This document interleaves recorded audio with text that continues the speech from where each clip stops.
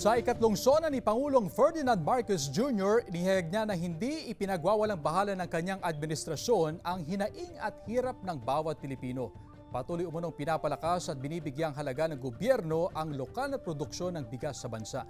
Ipinagmamalaki rin ng Pangulo na ang Kadiwa Centers ay nagsilbing kaagapay ng pamahalaan sa gitna ng mataas na presyo ng mga bilihin. At plano rin ng gobyerno na gawing permanente ang pagdaraos ng mga Kadiwa Center.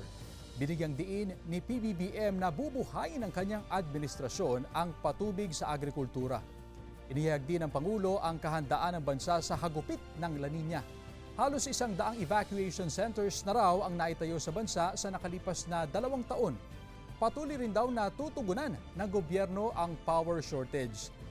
Sa usapin naman ng kalusugan, tiniyak din ng Pangulo na bawat probinsya sa bansa ay mabibigyan ng mobile clinic.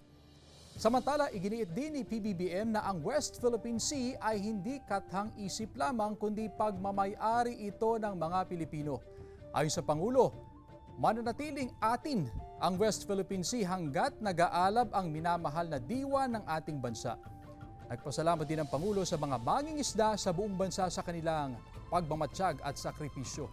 Sinabi rin ni PBBM na lahat ng operasyon ng Pogo ay ipatitigil na at inutusan ng PAGCOR na isara ang mga Pogo bago matapos ang taon.